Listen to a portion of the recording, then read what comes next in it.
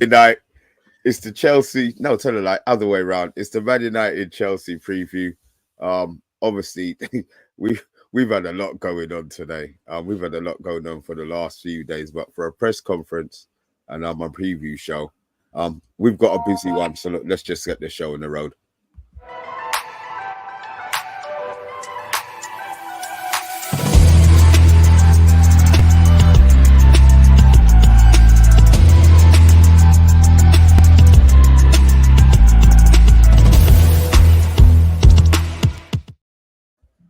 First things first, do you want to say howdy to the guys in the chat, please?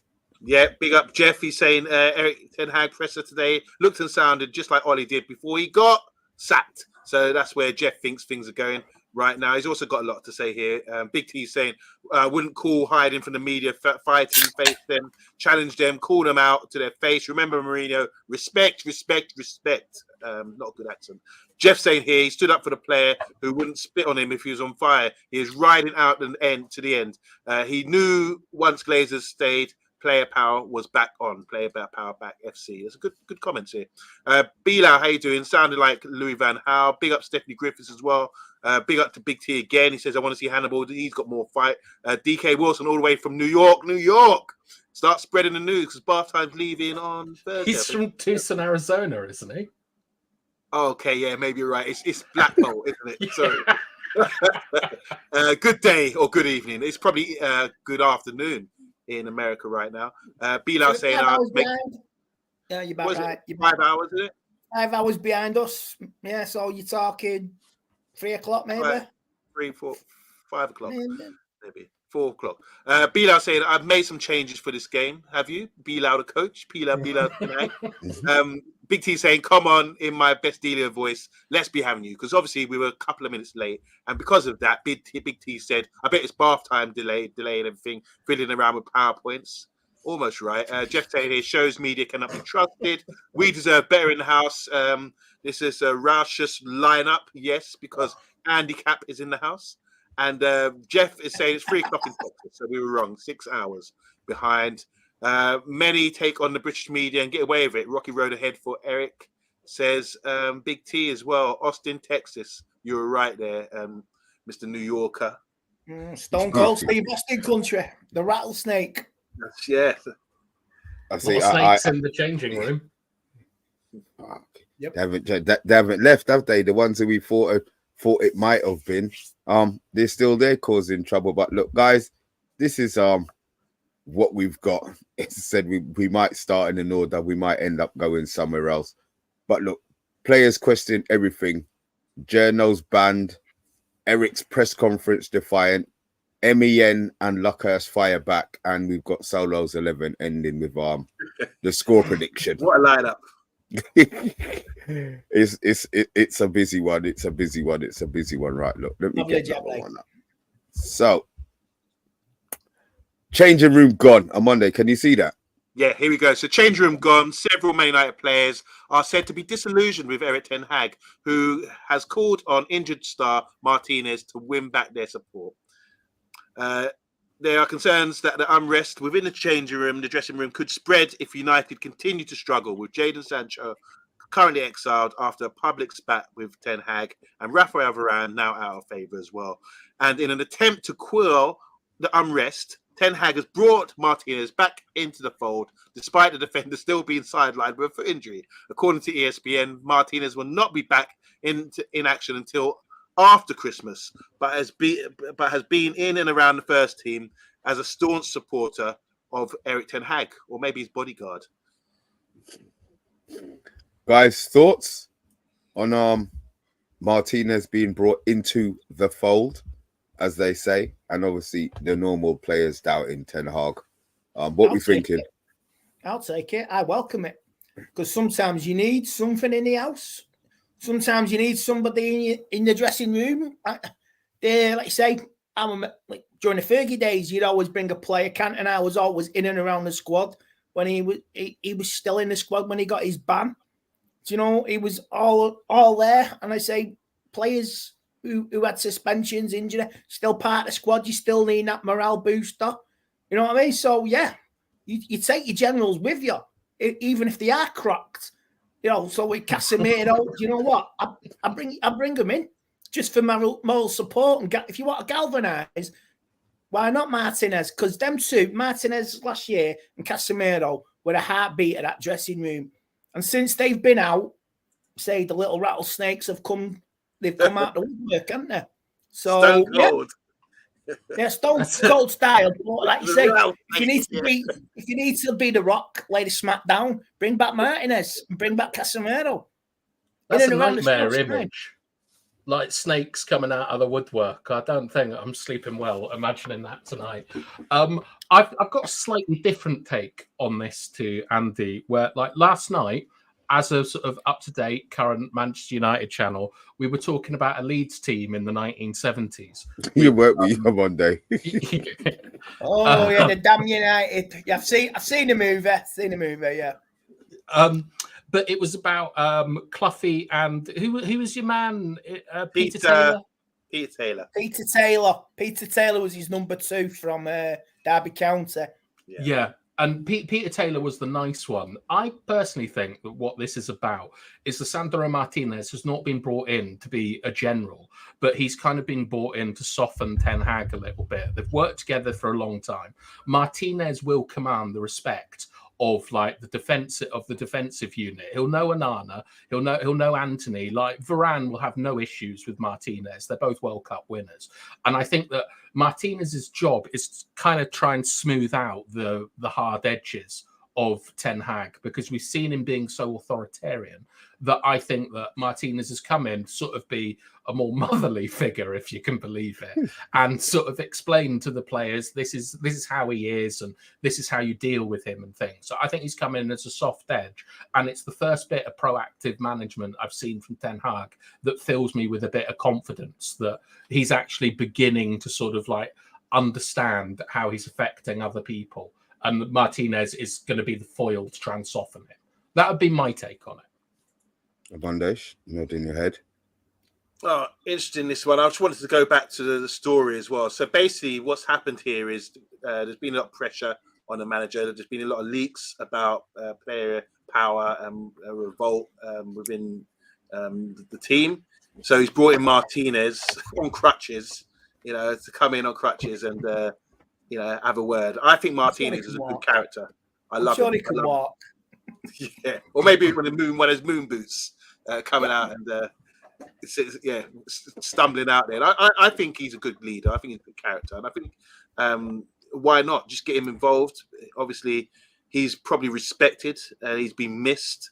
If you want to make excuses, a lot of people, when things are going bad for you, they make excuses. They say, "Oh, we got too many injuries," or "Wait till this guy's back." And I think they do respect him. All the fans love him. I think the players love him because of his determination. He's got that bite and fight about him. So I think it's a good move. But I'm just curious, how do they know this? How do they know that Martinez has come in? Where's the leak? I just don't get how would someone know? Monday, we sent you a photo of him. Like in training, do you not remember you laughing about it? About his belly. Miss V said it looked like he ate Casemiro. Yeah, I do remember that actually. Yeah.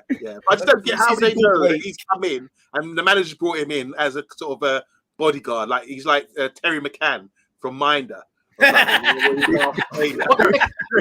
Wow, one day. Oh, do you know what? I've got a song in my head now when he's walking out on the pitch to that. I could be Jesus. Either side. If you want to change the situation, then Martinez comes out with his moon boot. We got a big RG2. I've got a good idea. Is this what we've started? Is this what we've started? Oh yeah, there's Martinez. That could be so good for you too. Oh, God, God, get on a karaoke in front of Old Trafford and sing that. Oh yeah, fucking hell. Ten Hag takes the mic. Oh Jesus! Funny though. He's in a right Cockney with his handicap cap as well, isn't he? So he's getting in that mode. I was getting Del Boy mode, mate. You got to be Del Boy. You better mind the better Del Boy. You know what I mean? Oh boy. So bath time. I was surprised that you took that line. Obviously, I know that the rest of it. Well, not say you're not anti you're not anti Ten Hag, but obviously some of the decisions you don't like. I'm surprised that you like this one. I said, I don't know if it's going to help, to be fair, but it kind of makes sense in regards to having Martinez as a voice when they start getting pissed off in the changing room or behind Ten Hag's back more. It probably will be working, to be fair. Is this the one that we did? Oh, here we go. So the players are questioning signings with their chests so high on Monday. Yeah, here we go again. So it's understood some staff members and the mounting list of players harbour doubts about his methods as he struggles to salvage United season. A dressing room source has said the situation is so bad, while some senior United players express concern at the direction of the club. Some time-served players are startled by the calibre of Ten Hag's shinings. One is believed to be particularly perplexed by the addition of the callow Rasmus Haaland. What does callow mean? That's not fair. That's not fair, gang. That's not fair. What does callow mean? Ineffectual. Okay. Not fair. That's not fair. That's not fair because that is borderline. That is poor journalism. That is having a go at a lad who's only been here best part of 3 months, and this is his dream move, and he's hardly played. He's played and he's doing well in the Champions League. So I think it's really bad reflection of a young player, and they just want to scrutinise, and you just wonder who the leaks are, who's leaking this, because this is what got the ban. This is why the ban came out. You know, that's not why the ban came out. Oh no! When you make Lockhurst come out with that's not why they were banned, though. They were banned because they didn't. That's one of them. That's one of them. I'm telling you. No, Andy. They were banned because when you put a story out, you have to ask the club for comment. They didn't ask the club for comment, which means that it's a biased report. That's why they were banned. Not so because of the story. So every story that's written in the press, they have to ask Manchester United first. No, they don't have to ask them if they can publish it. They have to ask them for comment, or it's seen as being biased. It's exactly the same way that when you release something about politics or Downing Street or whatever, you have to go and talk. You have to ask Downing Street for comment, and more often than not, they'll decline. But but the Manchester Evening News, Daily Mirror, Sky, and someone else, none of them asked for comment. They basically just ambushed United with it. Sorry, guys. Sorry, hold on a minute. Hold on. Go after. Go on. Can I just do my Magnus Magson? Because I've started and I wasn't allowed to finish. Anthony Weghorst, who managed 2 goals in 31 appearances. Talk about Weghorst. Anthony Weghorst, who made 2 goals in 31 appearances between him, and Mason Mount are among the other signings that have been questioned by the players. So there you go. There's reasons there. 2 goals in 31 appearances from 3. Okay, so is that the same player who ran harder than anybody else out of that front line when he played? All right, he didn't score, but he put his heart and soul into the club. So is these jealousy comments? You know, it's got on here time served players, which means then that these are long-term players. So you're looking at, as much as it hurts me to say, you're looking at Rashford. He's been there a long time. Could he be jealous that Rasmus Haaland is coming in and embarrass him in training with the amount of work that he's bloody doing? You've got Maguire. You would have Shaw. So these are English players. These are all English players. Martial. I mean, do you think Martial really talks to the press? It's one of the English lads, isn't it? It's one of the English lads. We can narrow it down to 2 players. And one of them is too busy playing FIFA and attending fashion shows. So it's either him or somebody. Like I say, a player's passing it on to him. So he's gonna take the fall for his mate. But like you say, mate, I'm agreeing with Mr. B. I think it's something about Marcus Rashford, because on Sunday Sky Sports were laying into Jamie Carragher and Roy Keane were laying into him. Within 24 hours, the narrative changed, the full Xbox 360 retro, and it's all came out. Oh, the manager is not fair. He's making us run. Sky Sports, Cavi, whatever it is, come out with his tomato sauce exclusive. You know, so I just wonder if somebody on a media team was representing a certain player who's very noble off the pitch with causes, has an ego on the pitch and doesn't like it. So I wonder. Even my dad tends to agree with me. My dad's nearly 77. My dad is 77. He thinks that I'm right. Even my brother. There's something sinister about Marcus Rashford. Now, I was on another... Jesus Christ. I don't know. Hey, I'm just saying... I agree with you, Andy. I think that there's been stuff in the past. Do you remember the thing about Alanga being a teacher's pet? Yes, yeah. I was always of the opinion that sounded like Rashford, because Ragnick was someone who wanted to play a 4-2-2 system to get someone next to Ronaldo, and that meant that Rashford had to be one of the sort of one of the twos, but not next to Ronaldo. So it meant a hell of a lot of running. And Alanga came in during that time because whatever you think about Alanga, he's a runner. He was strong. He was really good till the end of the season. I liked him. He tried and he upstaged Marcus Rashford. And this is the same thing with the Highland. If this is being petty, if it is true, you have to throw allegedly in it. Marcus Rashford can't sue me because I'm skint. You know what I mean? Yeah. What are you going to sue me for? All that. You're going to sue me for all that, Marcus? You know what I mean? I'm skint, lad. What do you think, Amondo? Do you think it's Rashford? I doubt you think it's Maguire or McTominay. No, I don't think it's Maguire. I don't think Maguire's that guy. He's someone who's come from the bottom and worked his way up, and he's got getting in favour with the fans again. And rightly so. That's what you want to see. You want to see real character like that.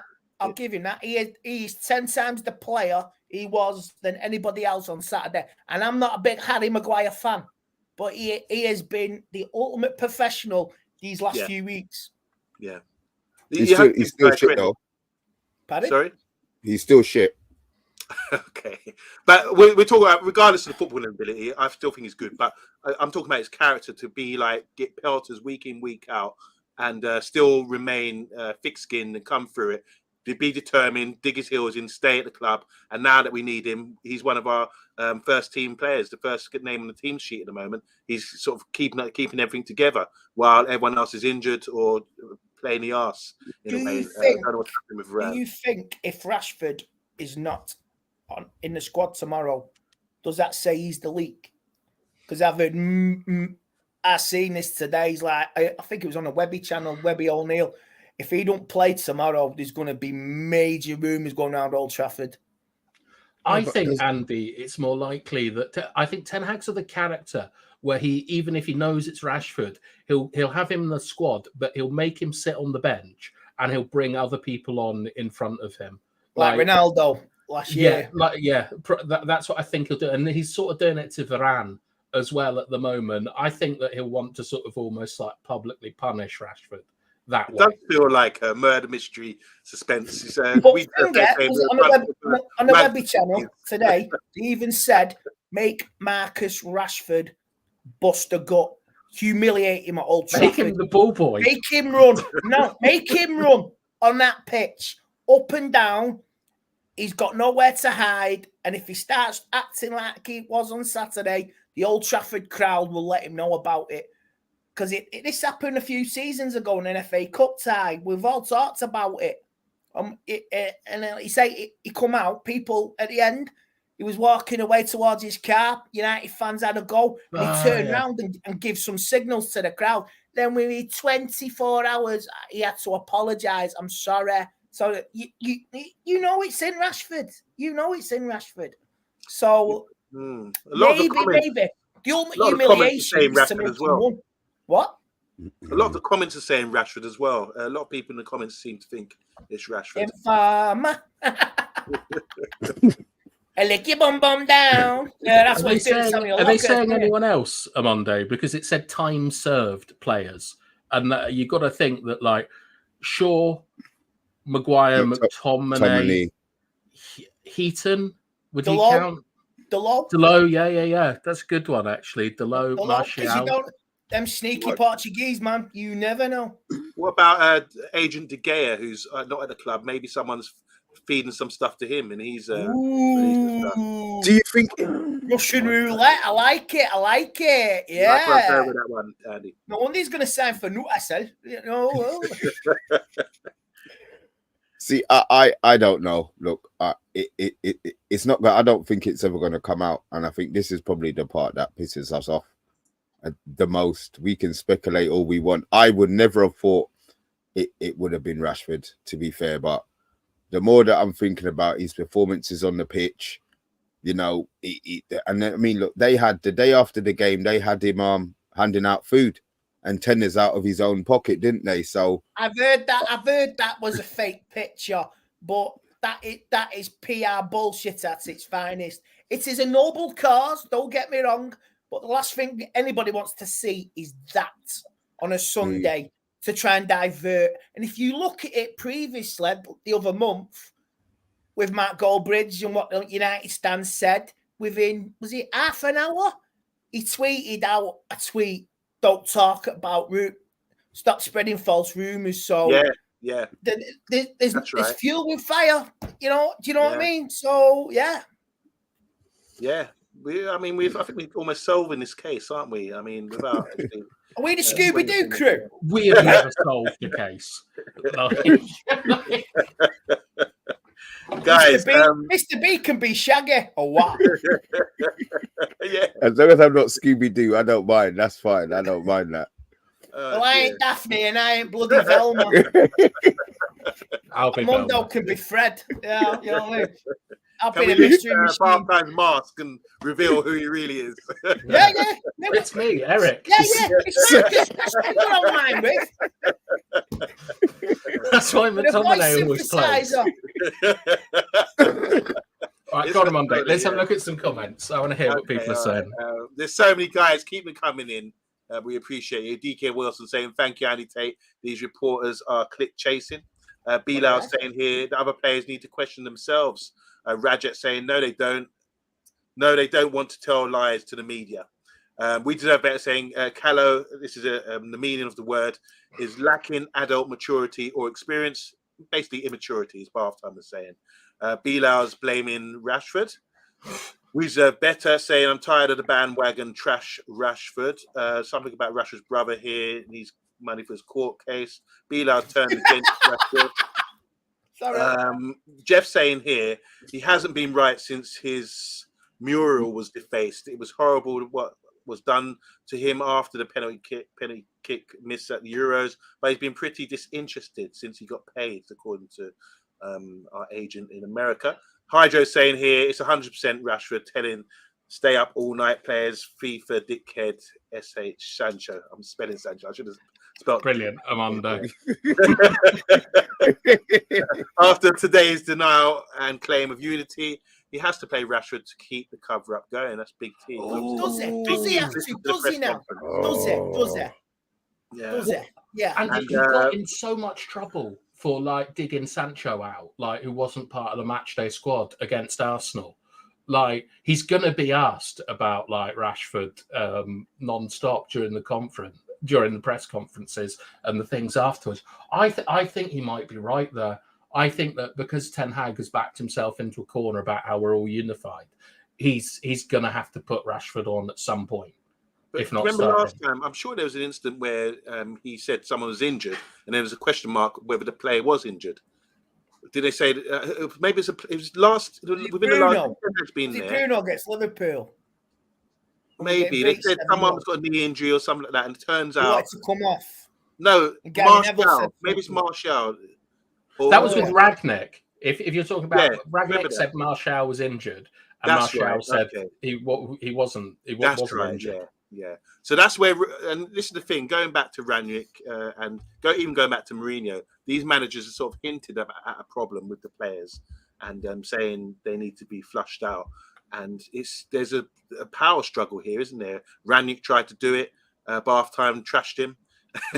But I Mourinho still do. tried to do it with Pogba and a couple other players as well. He got trashed, and obviously that great exclusive with Matic the other day, highlighting again that there's a bad attitude. People are being really lame, turning up late. Yeah, I was shocked at that What's Matic your thing. thoughts on I that? can't We believe touched that. on that last night, Andy. What do you think about that? Wow, I was shocked. I mean 75k worth in fines. Jeez, and I'm going to use it for the Christmas party. And even then, that was like, why you just give it to charity? You know what I mean? And, well, if it wasn't for COVID, you know what I mean? They didn't have the party. But yeah, I was shocked. Pogba, but you know, typical Pogba. He was always a problem. And Sancho was one of the main culprits for lateness. This was on Ollie's watch, and it's disappointing. You know, and it's just so disappointing. And no wonder Ten Hag is like. Is to say he's late? He's like I say, maybe he shouldn't have said what he said after the Arsenal game about him. But it's there. It's there to see. The evidence is there. If he's come out with that story may have been held back 18 months, and they've just come out with this. So God, is that a coincidence it's come out now when it seems like things are boiling over? Yeah. This has been held back. This was probably held back from the Ollie regime when Ollie left or Matic left. And it's been held back, and it's just been released now. Interesting, all this, man. They're good. They're good at holding news. Or it's just current events, and they've asked Matic about it. Possible. Yeah. Here we go again. So doubts have grown. A minority of players have misgivings about Ten Hag's last season amid United's dire away form. And those doubts have intensified this term as well. Is that although that they were all celebrating, happy that they won the Coca-Cola Cup, right? Yeah, but that's a minority of them.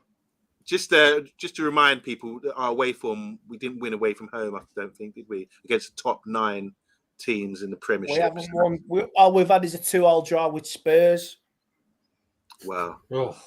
So Ten Hag has stopped using the post-match stock phrase that the players didn't follow the rules, which has piqued certain players.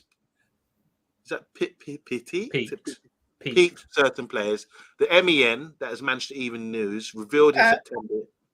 Yeah, don't say it yet, just yet. Revealed in September, United players have started to grow weary of Ten Hag's repetitive criticism. Several players blame Ten Hag for the regularity of the losses due to the similarity of United's performance level. United players are understood to have been specifically surprised by Ten Hag's sudden tactical shift for the 3-1 home defeat to Brighton in September. United reverted to a diamond formation, and a source close to one of the players, another leak here, said the tweak came out of nowhere. That he suddenly changed it. So once again, I mean, we're just repeating again that there's a lot of people leaking stuff to the media here. Just joke. I blame Ten Hag for I cannot believe it's not butter. You know, you might as well just blame him for the assassination of JFK while you're at it. You know, we are in conspiracy season, aren't we? So it's just I don't believe a word of it. Like you say, some people have a right to believe it. Some people is their opinion. That's fine. But like you say, in the last 24 hours, it's been absolutely. This has been Netflix TV. This. I mean, I did a TikTok last night.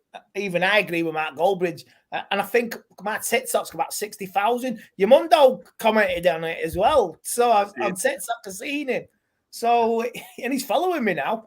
So, yeah.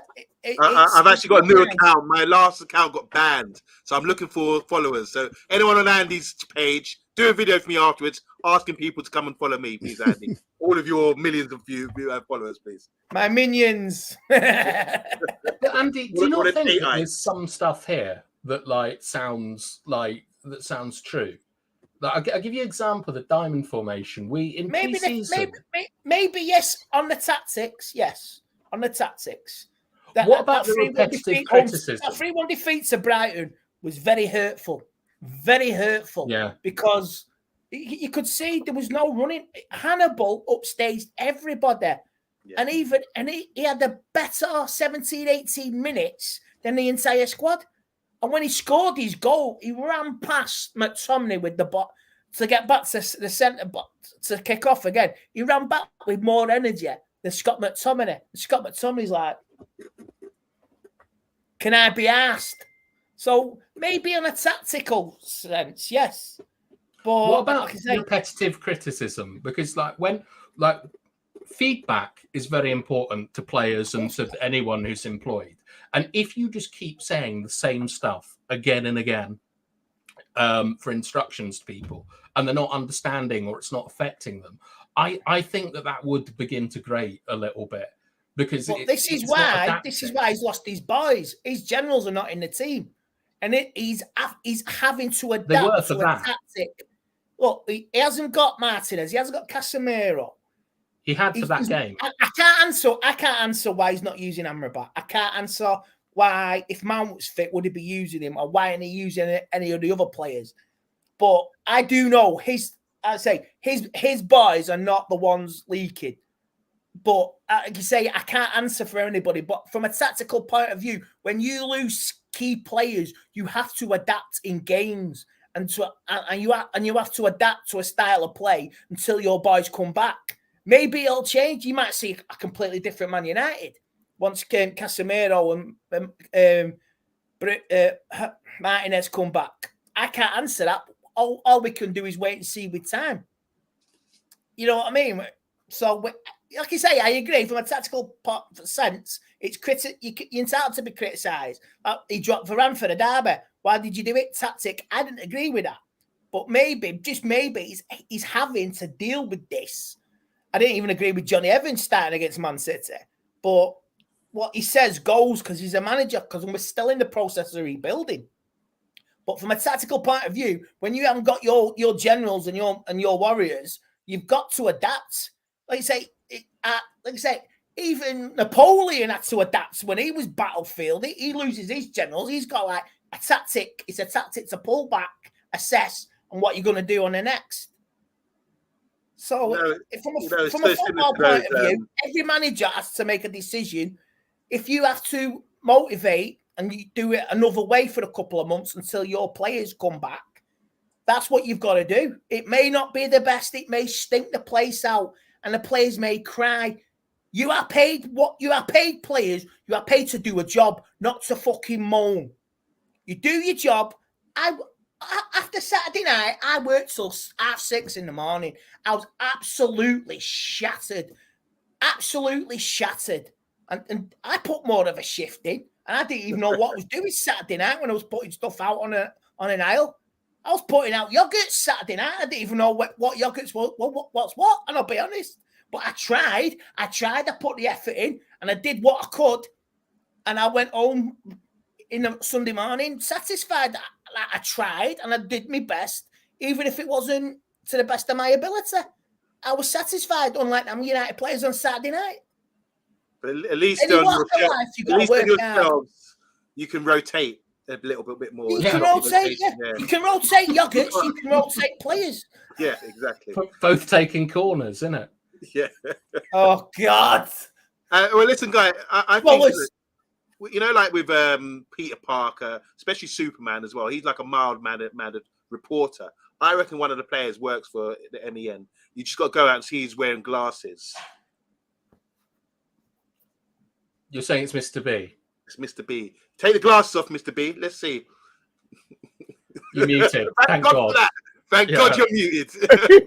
You are so... Oh, my God. That was a straight-up £50 into John here, boy. What do you think, Mr. B?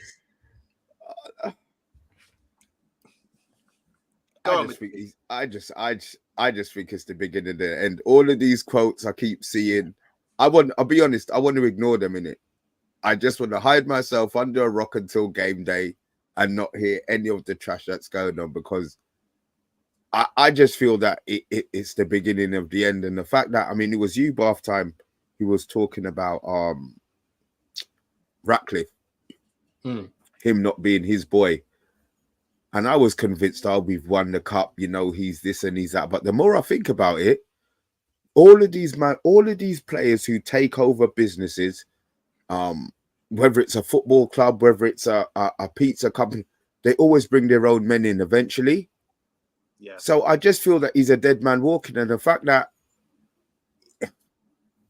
the Glazers are still there with their bullshittery, I think the players are used to that, and anybody coming in to change the status quo or the whole thing, those are the ones who get bombed out, and it's always the managers. So the fact that Martial couldn't be sold under Jose. Ineos coming in. You got Ineos coming in now.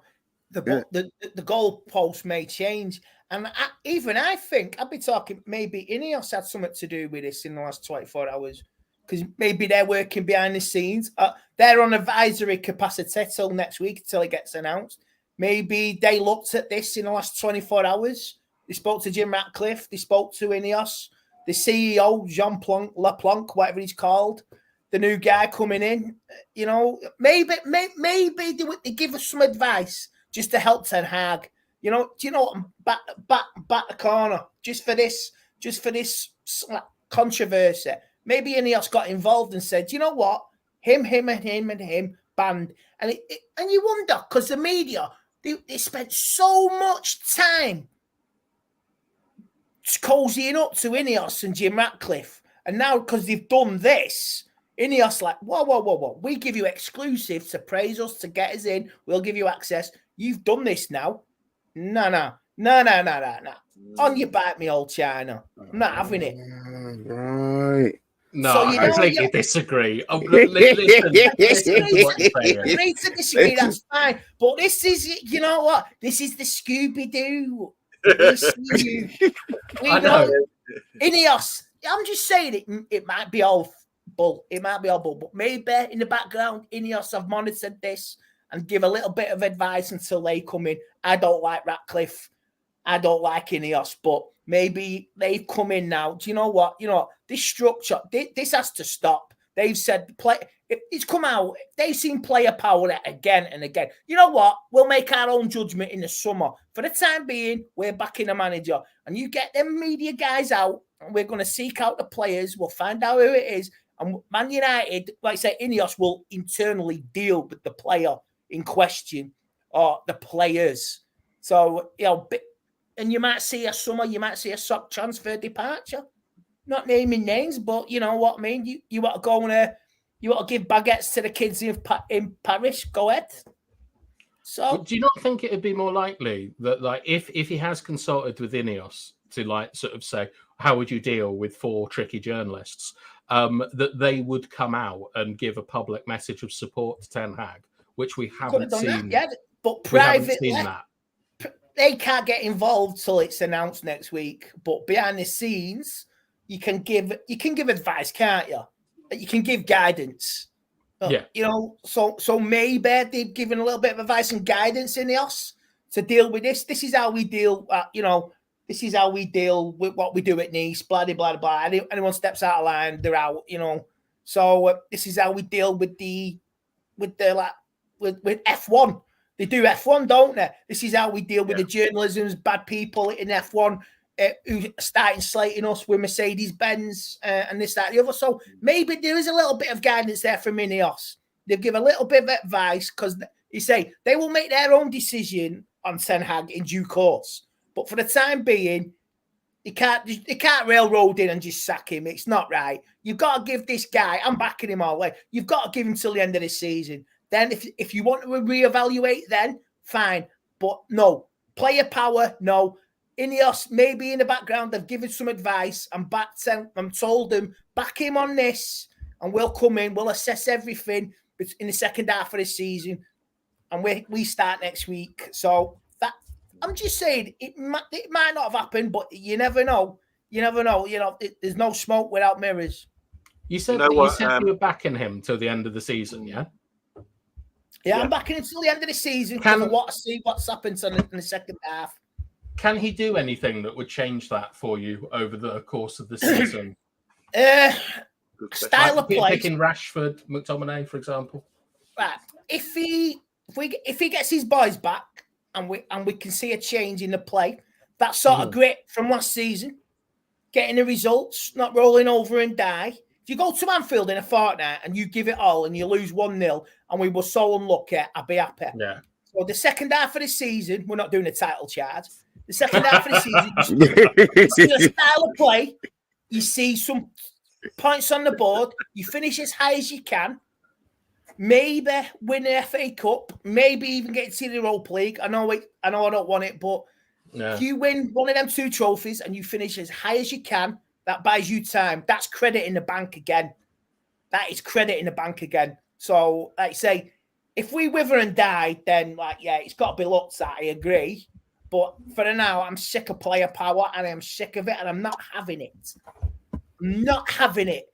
If anyone's going to make a decision, it's going to be Ineos when he comes in and Jim Ratcliffe. And I'm not a fan of him, but let them make the decision, not the players. I'm going to make a decision now, guys, to go to the comments because some serious good comments coming through. Stop me if you want to just challenge any of these, but there's a big question coming up towards the end. And we're starting with this one, which is a good one from Patrick. He said, 100% Andy, that Erik ten Hag is still rebuilding. Unfortunately, United are not allowed to rebuild in silence like Arteta, Klopp, Alex Ferguson from 86 to 1990. I can stomach finishing 10th. Doubt 90% of the fans, though, could as well. So, Andy, you're on the side of the manager. You understand what it takes. Look at Arsenal. Yeah. 2 years ago, Arteta out. And Jesus Christ, they're on top of the league, 3 points clear, and they have a hell of a chance to win the league. And look at them Arsenal fans now. Where are they now, eh? They've gone under the rat holes. You know what? If they win the league this season, there is your vindication. Yeah, there is your vindication. All right, they bottled it last year and we all had a chuckle. But if this year they win the league, I think we'll all be happy being Man United fans because he stopped City winning 4 in a row. Yeah. So, like you say, FA Cup, 8th, 5th, 4th, second. Runners up. Yeah, you trust the process. That's the thing. Like you say, it's building and building. It makes you wonder, though, what we did last year. Were we any good or was everybody else very bad? Everybody else was very bad by the looks. Yeah, do you see a process, though, Andy? I do see a process. You got to trust the process. Pep, he squeezed into the Champions League. Squeezed into the Champions League on the last day, only because we had a bomb scare at Old Trafford and we had to win by 23 clear goals against Bournemouth. Yeah, but what are you seeing in the process, like with Ten Hag? Like, what are you seeing the differences between him, Oli, Van Gaal, Mourinho, etc.? I see man management. I see player power. I'm not having it. I see man management from last season and it's working. You've seen it. There was a unity. And there was a unity in that dressing room. The Ronaldo, I can't comment on that. Ronaldo, he was a spoiled little brat. He couldn't take it because he say it's the Premier League is the greatest in the world, but he was aging. Yeah, they can do it in the Saudi League. He could have done it for Celtic and Rangers in the Scottish League. He's in a league that, like you say, he's good luck to him. But the Ronaldo, he called out the Glazers, brilliant. But slagging off Ten Hag, no. Sucking off Piers Morgan, no. That's what Ronaldo did. Sorry for saying that. Yeah. I'm sorry for saying that, but no. Right. He has to be given to the end of the season. It's a process. Like I say, when Ineos come in, they will make their own minds up.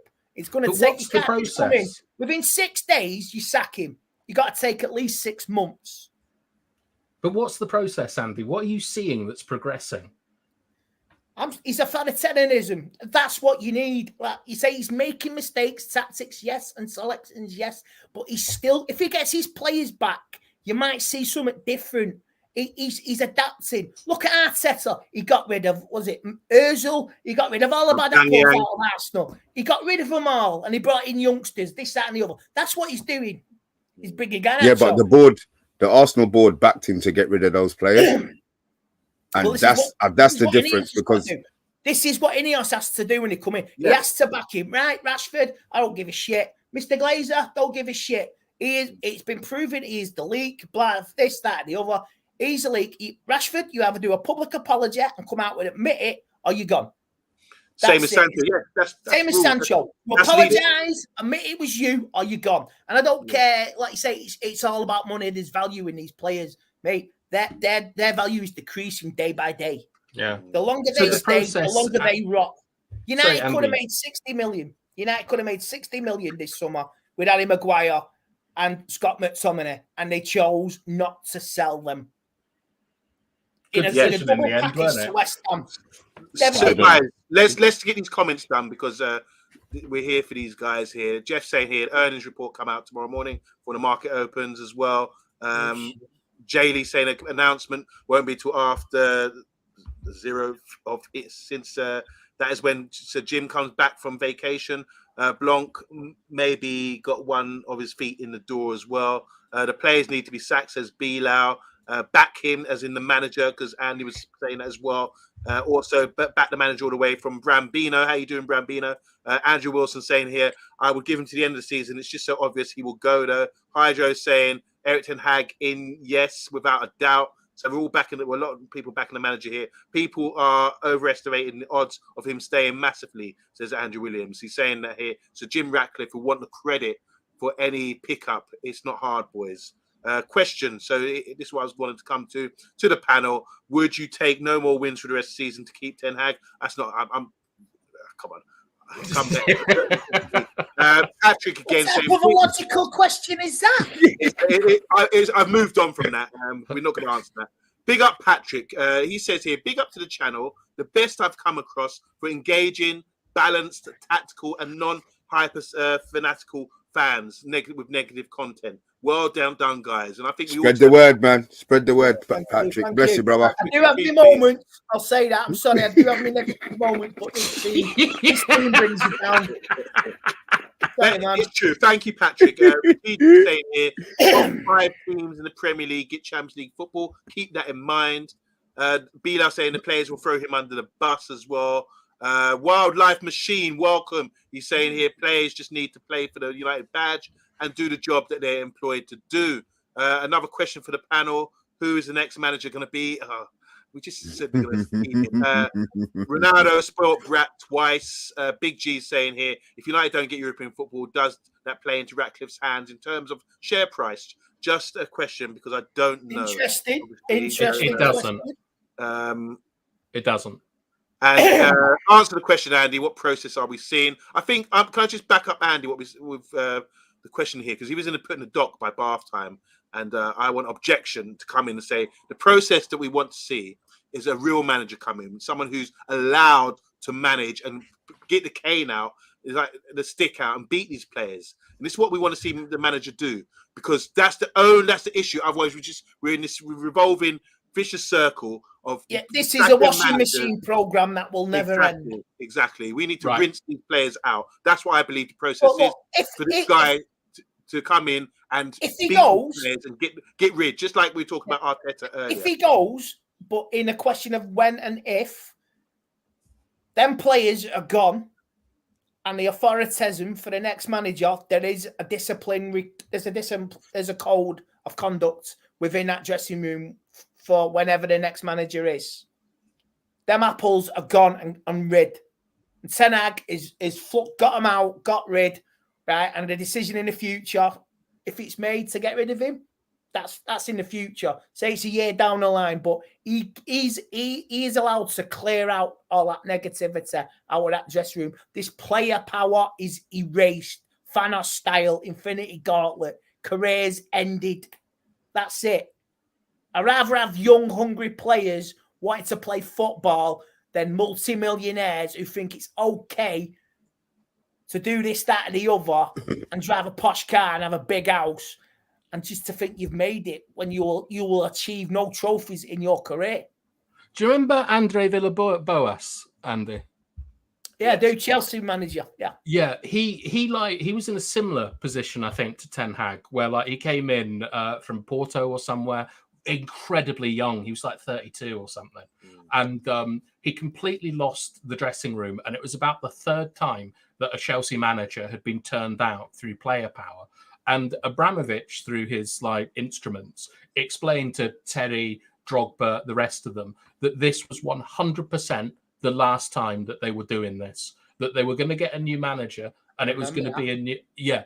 Would you be okay with that happening if Ten Hag sort of went and was replaced with someone else, but the players were either shipped out or they have to toe the line? Why couldn't it be done under Ten Hag? Out of curiosity, bath time. Why couldn't it be done now? Why would it have to be another manager coming in? Because there's no guarantee the next manager may click for the next lot. If they get rid of him and a manager came in and everything starts progressing, then you know these players have down tools for another manager again.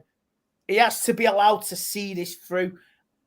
Even if it doesn't work out on a manager's side, he has to root out the negativity, the badness. We know it's all upstairs in the club. We get that. And that's why this Ineos project has to weed it out, get it out, just eradicate it, inject cure it, inject a serum. Just get rid of these negativity players and get rid of this culture. It's okay to win, to be 350k and not run, not give everything for the badge. My dad today, he was fuming.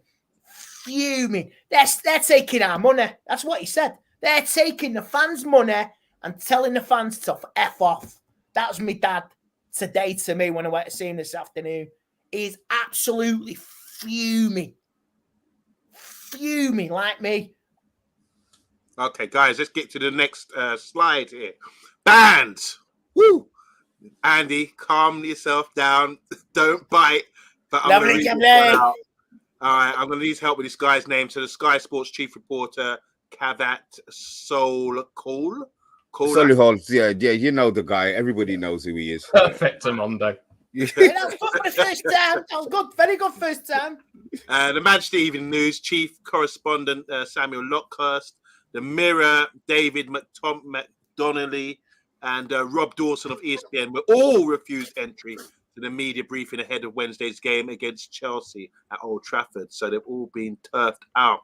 There's no room in. The order came from the club's communication director, Andrew Tate. Andrew Morris.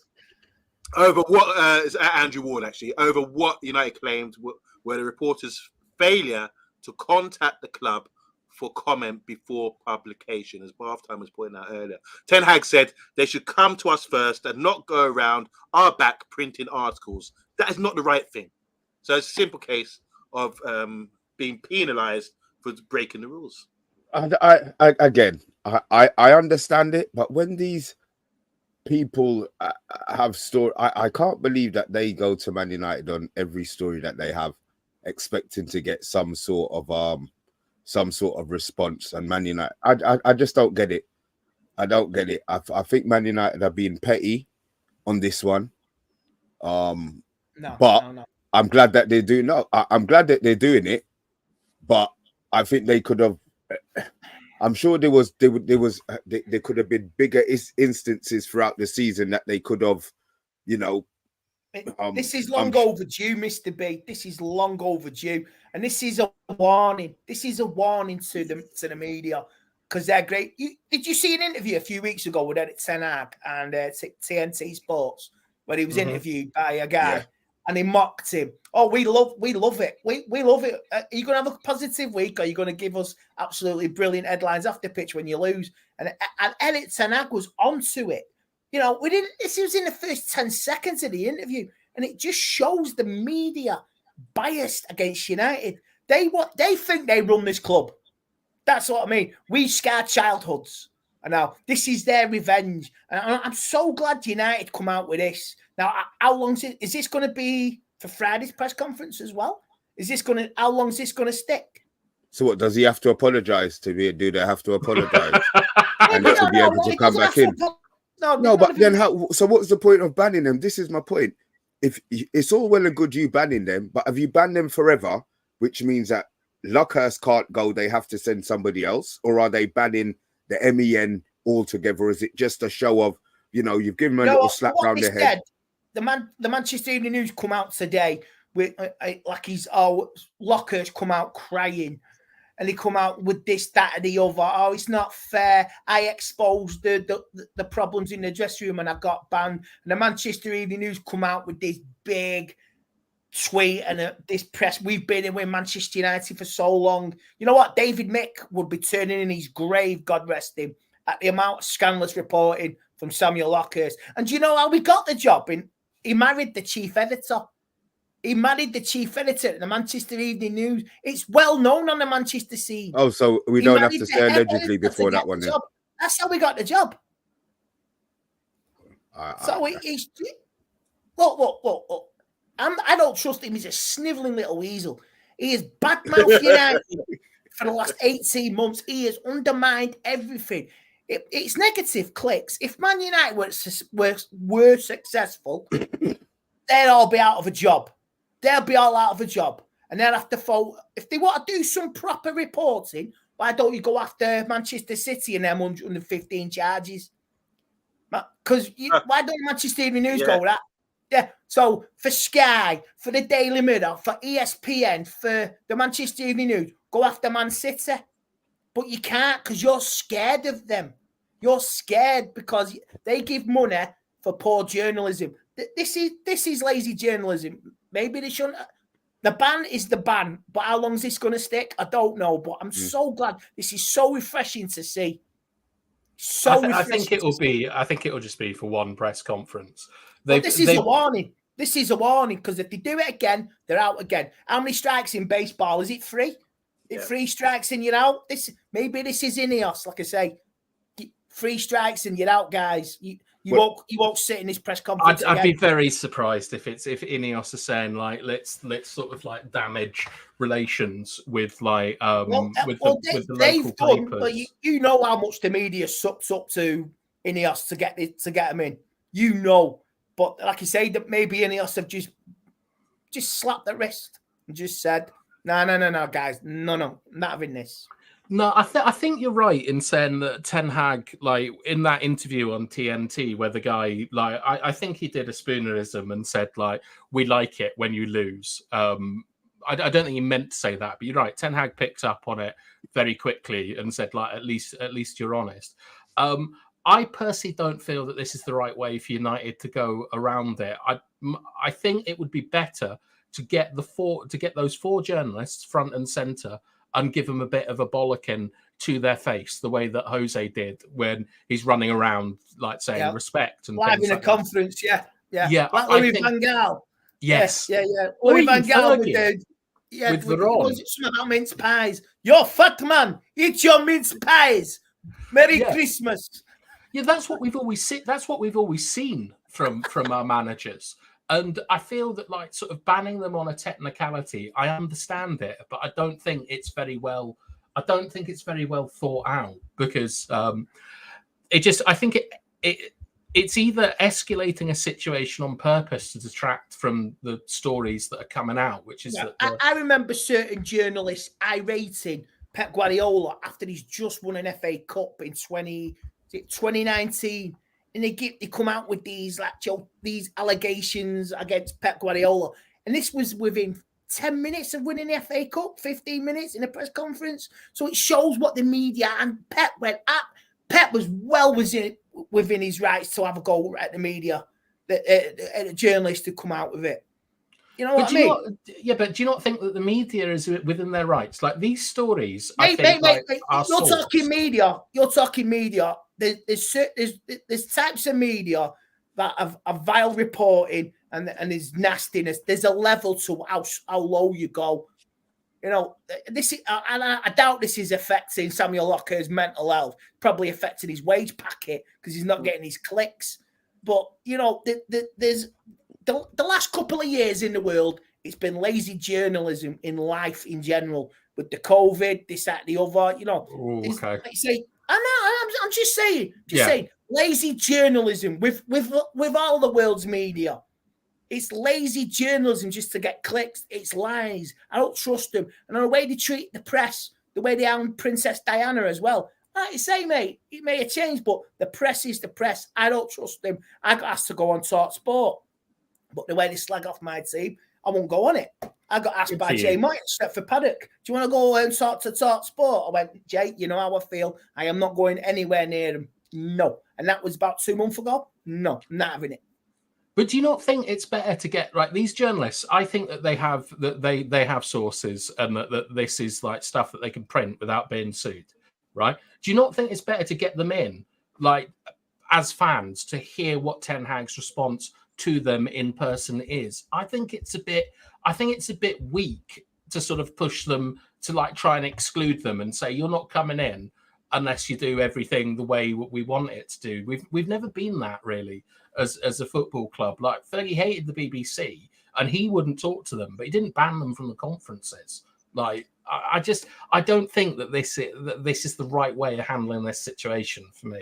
Order. Let's have some party proceedings in the house. All right, Eubank. Yeah, exactly. Luckhurst Spire's back. So obviously we just heard that they got banned and they got beaten with a stick. And it's saying here it was barely a year ago. Some of us convivially lunched with Ten Hag in Cadits as he spoke on and off the record. His handling of Cristiano Ronaldo generated supportive coverage, as has Jadon Sancho's exile. It was not my fault. Ten Hag picked Anthony Martial, bickering with him, and then dithered over whether to substitute him at Newcastle or to play Marcus Rashford on the right. United should look closer to home and check the company that some of their players keep. The unity Ten Hag talks of is not whole, and the dressing room still needs to be fumigated. Wow. As a colleague told Ten Hag, journalists don't just make up things. The siege mentality tactic of some at the club cannot be remotely vindicated. United were bullied by Newcastle on Sunday, and some journalists feel United have tried to bully them over a story written in good faith. That's the response and the firing back from Samuel Luckhurst. Yeah, cry for me. Go and have a cry, man. Go and have a cry. Yeah, I'll be honest. He's not like within Manchester. He's not like within the Manchester. Tell you what. Do you see the threat, though, he's put there? Oh, is it a threat? United should look closer to home and check the company that some of their players keep. I think that's a little bit of teeth bearing there. And you know what you should do, though? If that's the case, they've got information. You see what I'm saying? And this is why these journalists are fussy olds. You've got the information, but they're going to hold that information for 4, 5, 6, 7 months until it's convenient for them to release the story of who Jadon Sancho is allegedly moving within Manchester, or the undesirables that have been hanging around the petrol station outside Marcus Rashford's house. You know what I mean? These are. If this is news that you've got, get it out there. Don't hold it and threaten the club with it. You know what I mean? What's that about petrol station, Mark? No, it's a wind up, brother. I'm sorry. Yeah, I'm just throwing things out there. Is he gassing it? Yeah, I'm gassing. It's Mr. B's version of a David Attenborough documentary. So yeah, I just that's gonna be on my mind. That someone's gonna clip that and a petrol station. Okay, now. Sorry, man. Oh, bath time. We're in a mess. I think we're in a mess. But what we haven't done is Solo's 11. To be fair, it was supposed to be a preview. We've gone here, there, and no everywhere. one can predict the Solo 11 because, like, God knows what's going to happen tomorrow. Well, and this is the beauty of what Solo's actually put up. I think he's good. Look, he hasn't got 11 threads in there. You know what I mean? So, guys, look. Wait, before you put it out, is Rashford going to be in the team? That's what I want to know, especially after what we've been saying all week. Well, it's you don't blame me, you blame Solo, innit? Let me get it up. Anyway, guys in the chat, if you agree with Solo's 11, let us know. And while you're on there, look, give us a score prediction as well. But look, here we go. Oh, Solo. Oh, Solo. Solo. I heard, Solo. Oh, Solo. I like it. Where do we start, guys? Where do we start? Oh, I like it. I like it too. Happy with the goalkeeper? Yeah. We have a choice, do we? I thought he played okay Saturday. I really do. I thought he played okay. A bit worried about him getting the Harry Maguire treatment from fans, though. He's shown a lot of confidence, hasn't he? He's shown a lot of character. I don't think he's a weak character. He's not someone who's going to shy away from them. Look, you know what? At least he owns up for his mistakes. He came up against Bayern Munich, and he came and he faced the cameras, and that's more than can be said for some of them players now in previous games when we've been absolutely embarrassed at Old Trafford, and there's no accountability. So, he's still on a learning curve, and I think United fans are very patient with him. Okay, defense, guys. I see a certain Varane in there. Yeah, because I don't trust Diego Dalot. I really don't trust him. And Lindelof as well. Yeah, I think that's all right. To be fair, it's not like Maguire hasn't played on the left. He's hit a good vein of form at the moment. So, and then you look at Lindelof, who does nothing. I think it was an error playing Dalot at left back. In the last game, although he has done well, but you've got a left back there. So, yeah, I'm happy with that defense. To be fair, half time, very quiet. I don't want Wan-Bissaka in the team. I don't trust him, Andy. He's too dopey. I like Dalot's running. Like I think at the moment, and Diego Dalot was a bit dopey himself when he did trap back against fucking Newcastle and against Gothenburg. And against Galatasaray when Saha ragdolled him. Yeah, well, he did trap back for that one, but I think I don't think that either are great, but I prefer Dalot to Wan-Bissaka. But what percentage chance do you boys give me of Varane starting? I don't think he's going to start. Something's wrong, and he's not getting game time, and he can't just throw him out now just because it's Chelsea. What about the big games we had before? So I don't think it matters. It's about principle now. Is Evans fit, or is he still injured? Still injured. But I think Chelsea have got a good forward line. They've got that Cole Palmer, ex-Manchester City lad. And I think it's Sterling's the one that we have to worry about. To be fair, I don't think Palmer's going to be the one that he'll score 4 tomorrow now. Jackson as well. Andy, what percentage chance do you think of Varane starting? 10%, 90%? I would say 40%. I'll give a 40% chance. That's low. You got to shake it up, man. I said this on Saturday night. You got to shake it up. You really have got to shake it up for the reaction, because you can't play that same team what played Saturday on Old Trafford tomorrow. Because the fans did that against Liverpool, though. After the 7-0 against Liverpool, he put the same team out the next match for them to right the wrong. I mean, I think it'd be crazy to do that, but he couldn't, could he? I don't know, mate. I don't know. But he has to change it. Maybe with the criticism, he's seen it. He's seen the criticism towards him. He's seen towards the players as well. And maybe, like you say, he's trying to cope. He's trying to do this, that, the other. He hasn't got his boys. His boys are not with him. Maybe he has to bring in some of his boys. And he has to change it. Maybe he has to heat some humble pie and bring Varane back in. Because, you know what? I will take experience over inexperience any time. So I would bring Varane in. So you're gonna play Johnny Evans on one leg. So just to add, guys, I think a lot of people are putting out teams and they're adding Luke Shaw at centre back. There's one here from Jeff. He's got Luke Shaw at centre back, and there's another one here from We Deserve. So who's left back? Reguilon. Yeah, they're both going Reguilon. One's gone Dalot, one's gone Reguilon. So Luke Shaw centre back, that's the choice. The manager seems to go for because he's left-footed. Want to say good evening all the way from New York. You got it right this one, yeah. Showing off. So start spreading the news. Bath Time's leaving in a couple of days. Yeah. So should we go to midfield, guys? Yep. So he started with Amrabat and Kobe doing his Carl Lewis run, and obviously Bruno Fernandes as well, who's on a yellow card. Guys, no argument with that. I think as a midfield, we need to get control of the game. At the moment, I think we're playing with one midfielder and 2-3 runners.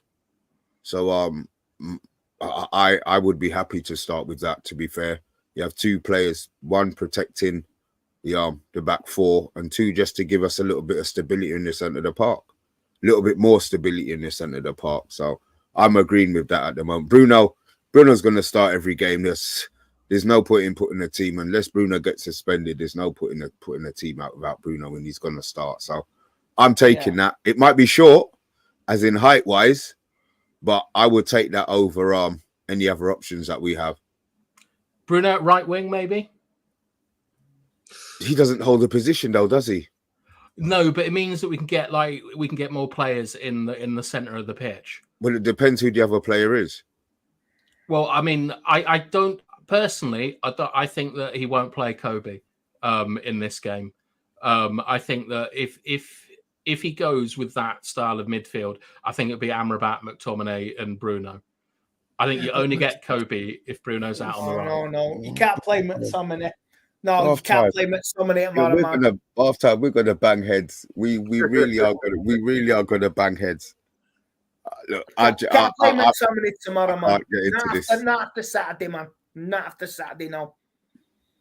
But something needs to change that setup. And Amrabat is not like he's not good enough to sort of be the partner next to Kobe. He drifts quite a lot.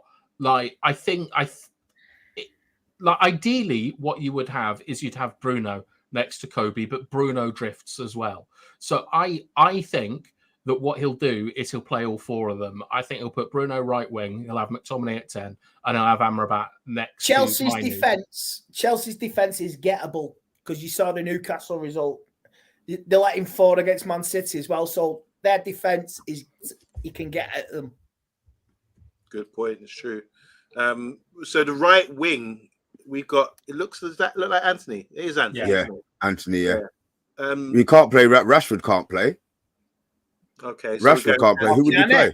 Can he can't play. Or can he? You know that's what we've been talking about for the last hour and 7 minutes. Ganacho's a given, isn't he? And then obviously Rasmus is up front. But Anthony, I think that's the biggest talking point with the front three. I think Anthony's played well. He did well against Galatasaray, and he gave more in the last 20 minutes when he came on, and he did than anybody else did. I thought Reguilon, played was all right when he came on. Yeah, Reguilon was all right. He had one cleared off the line. I mean, we could have snuck an equaliser. Well, Anthony had one cleared off the line by Big Maguire. Put some respect on McTominay's name. Yeah, whatever. Well, the thing is, we've seen Anthony playing better when McTominay is playing in that position. So I to be honest, boys, I don't know what he's going to do, but my suspicion is he will start the same team, more or less, that played against Newcastle. No, you can't be doing that. You can't. Martial up front. Martial up front. Are you seriously? No, no, you can't, man. That little interaction with Martial and Ten Hag, a spoilt little sulk. I'm not having it. You got to play Ram Island on Saturday. But did you say the same thing after Liverpool, that he needed to ring the changes and he didn't? He put the same 11 out again. But then going back to last season when we beat Liverpool 2-1, game prior to that we lost. Because the backlash was there. Enough was enough. But we're here again at the same point. That Brentford game, the backlash against the players, enough's enough. Them players down tools against Brentford, and they've done it again. Enough is enough. Okay, guys, that's the solo 11. A couple score. Let's get these score predictions in before I need to go get something to eat. 3-2 to Man United. Jeff is saying 3-2 as well to Manchester United. As I did see a couple more here. Where are they, guys? Got one here. 3-1 Bilal. Okay, yeah, 3-1 Bilal. Thank you. And there was a couple more, but I can't see them right now. You okay? Are you okay? You're right, Bath time. Sorry, Arsenal have just scored in the 97th minute to go 4-0 against Luton. Yeah. Chelsea to win 5-0 says Big T. And Arsenal just scored against Luton. I'm not confident. I'm not confident at all. I'll go 1-1 because I can't say that we're going to lose. Okay, 4-0 says me, Mike, to Man United.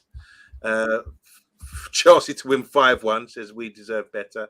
I will go with a 1-0 scoreline. I think we have to win. The manager, the crowd won't tolerate another performance like that. Yeah, tomorrow. we haven't talked about the press conference, and we talk about leadership and everything else. I think the manager has shown a lot of leadership. The press conferences, look, maybe a few question marks from me about some of the things he said, but what he did say is that we are performing okay. We are creating chances. He referenced the Galatasaray game and the goals against Everton as well. When we're playing at home, hopefully Andy will get that drum beating and getting the fans behind the team again. That's really important. And I'll let Old Trafford be the judge, because if you're not pulling your weight, Old Trafford will let you know. Believe me, when you down tools, like you say, the crowd will let you know. So just a couple more before I come to you two, BATHTIME and Andy. A regular in for Dallo, and then a 2-0 to United, says Wildlife Machine. Big up Wildlife Machine. Thanks for your contribution today. 4-1 to Chelsea from Big G. 3-1 to Chelsea, says Rajat. Guys, I'm banning you for the next show, like the journalists for talking like that. Fox is saying here 4-0 to United. Starboy Wan-Bissaka to score 4 goals. Andrew Williams saying 2-1 to United. He's also said, lucky we are playing them and not someone more dangerous like Spurs, Villa, or Arsenal as well. Over to you guys, Andy and BATHTIME. Scorelines, please. I'm going to go with 2-1 Man United.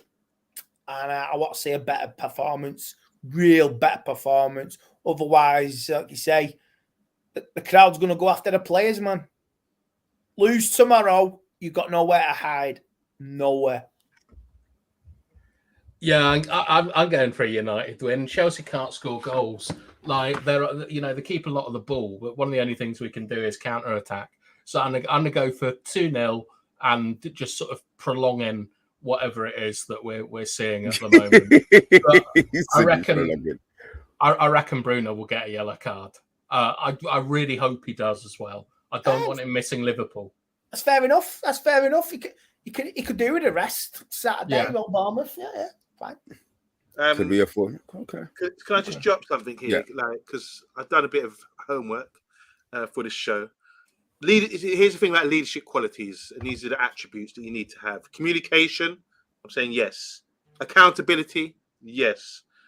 Confidence, yes. Resilience, learning, courage, management, decisiveness, emotional intelligence, decision-making, creativity, humility, strategy, active listening, honesty, positivity, integrity, self-awareness, problem-solving, delegation, innovation, transparency, empathy, and passion. Do we see these qualities in our manager? Not really, no. Okay. We can get into this tomorrow, Monday. And sorry, another quote. Sorry, I'm just coming out with all these famous quotes. Roosevelt once said, "It's a terrible thing when you look over your shoulder when you're trying to lead and you find nobody there." And there's another one saying, "The problem with being a leader is that you are never sure if you're being followed or chased." Didn't Roosevelt lock his sister up and gave her the last lobotomy in the United States? I'm not sure. We need to do research. Have you heard that, Andy? I think he did. So bit of guilt there from him. Oh, look. If you look at Ten Hag, I see a little bit of JFK. A coup d'etat. This is what's trying to be toppled, a coup d'etat, and it's not happening. JFK had enemies around him, and they toppled him. This ain't happening. Okay. I thought you meant like Cuba, the Bay of Pigs. I didn't realize conspiracy against him. Bay of Pigs he went into Dallas. He was told not to. They set him up. These United players are trying to set him up. Like you say, they're trying to topple. If you remember Real Madrid as well, the Galacticos picked the manager, didn't they? Between 2003, 2008-9, they picked the manager, didn't they? They ran that club, not the manager. So it's one of those. The players have to toe the line, and if they don't toe the line, well, you know where the door is, guys. I've got no sympathy for 375k now players. I have really got no sympathy. Really no sympathy. And with that, guys, it's been a long one. We are Can I- out. Yeah, Can I go just on, talk. say- Yeah. Can I say quickly? I'm going to give you a high five, Andy, because we're on the same page with what you said tonight. I've been getting a lot of criticism about backing the manager. Thank you for coming on and also backing the manager as well. Appreciate it, mate. I'm wonder you back Maguire, man. Bloody hell. Listen, there ain't no point. Yeah, exactly. Guys, look, thanks for watching. We will be back tomorrow. We're trying to organize a watch along. If not, then we will 100% be there for a reaction anyway. Win, lose, or draw. As I said, we will be back tomorrow. Bath time. Thank you very much. Big up, Bath. Monday. Thank you very much. Big up. Andy, thank you very much. And don't Big up, leave it Andy. so long next time. I see you whoring yourself out there. You need to come, you need to come back home. You need to come back home. And yeah, you are. I don't even get Yeah, paid. in a nice way. Oh, but makes it even worse. Then you're a poor whore. Oh, I'm yeah, jesting. I don't belong to the That's streets, what's going Andy. around, mate. Jesting. I'm the littlest hobo because you'll relate to it wherever I go. There's a voice that keeps on calling me. Samuel Lockhurst. That's where I'll always be. I can't believe you insult our guests like this, Mr. B. Listen, Just calling them listen. whores. I have sat down. Andy Tate has sat down in my mother's house. I can insult him all I want. There you go. See, look, he's nodding. He's nodding. He's nodding. He ain't gonna eat any bloody broccoli.